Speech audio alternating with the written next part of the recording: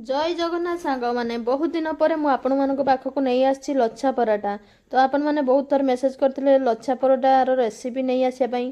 तो चलतु मुझे लच्छा पराठार रेसिपी आपण सब प्रोसेस मुझे बतेबी।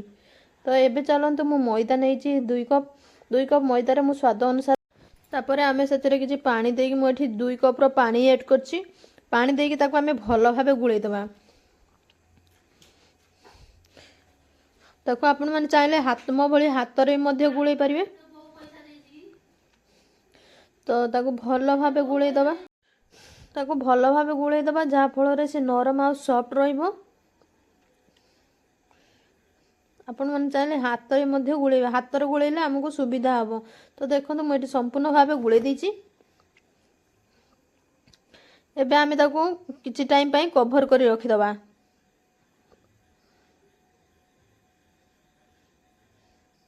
एमती गोल करी आमे ताको किछि टाइम पई घोड़ेकी रखिदबा। मुझे जरी पॉलिथिन व्यवहार करछि। मुझे 10 मिनिट ताको घोड़ेकी रखी जहाँ फल ता भीतर को बाहर पवन मध्य जाई परिबो नहीं। तो चलतु एठी आमे रेडी करिया। गोटे पात्र रे मु नेइछि 2 कप तेल ऑयल। तो एठी नेइछि मु देखंतु मेल्टेड बटर नेइछि। ताको आमे भलो भाबे मिक्स कर दबा। एबे हमर 10 मिनिट मध्य हेई आसिलानी। तो एबे आमे घुड़े रखी दिबा मैदा को मैदा ऊपर जरी को काढ़िबा। काढ़ी साला परे देखंतु केते सॉफ्ट आ नरम हे जायछि। ताको हाथ रे टिके एमिति ठेसी दबा। जोठी आपण माने बुझी पारु ना दे मते कमेंट करी निश्चित जणैबे। देखंतु एबे आमे गुटे छुरी साहाय्य रे आपण चाहिले आपण को अनुसार आपण काटी परिबे। तो एटा रुटी ठो टिके रुटी रो 2टा रुटी जेमिति बड़ होई थाए एटा मध्ये सेमिति हबो। तो टिके ये रुटी ठो बड़ गुळा हबो। तो एठी देखंतु मु गुळा मध्ये रेडी कर सरछि। एबे आमे ताको बेलिबा। तो चलतु किसी गुंडी नहीं कि मैदार गुंडी नहीं कि मुझे बेलिबा आरंभ करछि। रुटी भली पतला करिवे नहीं या को किछि मोटा रखिबा दरकार। तो देखंतु केते सुंदर भाबे एमिति बेली देबे। तो तापरे आमे ताको गोटे छुरी साहाय्य रे कि कोनोसी साहाय्य रे आमे ताको काटी परिबा। काटी दबा। देखंतु संपूर्ण भाबे काटी दबा। एमिति सब रुटी को आमे बेली दबा। सब रुटी को बेली साला परे आमे काटी दबा कटरे। तापरे आमे गोटे साइड रो होल्ड करी करी जिबा।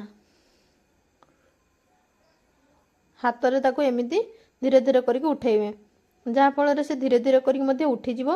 एबे देखंतु हमरो जेमिति मैगी की सिमेई जेमिति गुटी गुटिया हो जाए आम सेमिति गला।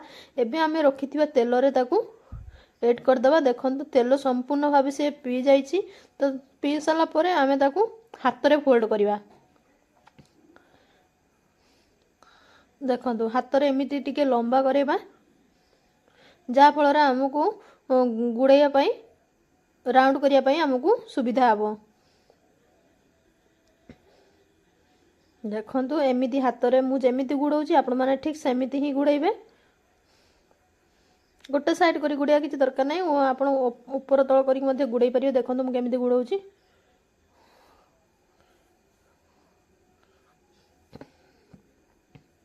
तापर आमे तार थिबा अग भागटा को आमे भीतर को भरी दबा कहीं ना से नहले खुली जीवार संभावना थाए।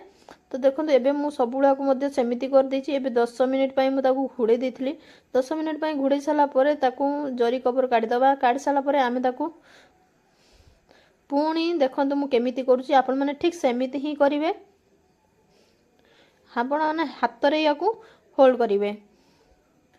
हाथ रे एमिति ताको गोल कराइबे। देखंतु ताकू आउ बेलिबार कोनोसी आवश्यकता नाही। एबे आमे तावा गरम कर रखितिबा लो मीडियम साइज रे तावा गरम कर रखितिबा। से गरम रे आमे तेल टिके अल्प मात्रा रे तेल पकेगी आमे सेथिरे ताकू भाजी भाजी दबा। जेमिति आमे परोटा करू सेमिति आमे भाजी भाजी दबा। देखंतु हाई फ्लेम रे देबे नाही लो मीडियम रे देबे। तो देखंतु हमरो गुटे साइड हेई आसिलानी। तो ताको आमे एबे उल्टेबा। देखंतु गोल्डन कलर हेई आसिलानी। एमिति करी आमे संपूर्ण सबु लच्छा परोटा को आमे भलो भाबे रेडी कर दबा। रेडी कर सारा देखो तार गोल्डन कलर हो आसलानी एमती आपण मैंने घरे भी मध्य बन खाईपारे। एवं जदि कौन सी जगार आप बुझीपार मत कमेंट कर निश्चित जनइबे मुझे आपण मानक सब टिप्स एठी लिखिदेची केमिति कौन करा जाए। तो आपण मैंने आशा करुँच संपूर्ण बुझीपारे जोटी न बुझीपारे मत कमेंट कर निश्चित जनइबे। देखो केते सुंदर लच्छा पराठा मोर रेडी हो आसी। एमती थरे घरे बनईकि निश्चित खातु एवं मो सहित निश्चित शेयर करंतु।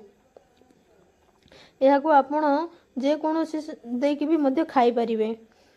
देखो केते सुंदर भावे तार संपूर्ण लच्छा पराठा केते सुंदर भावे आम हो आसी।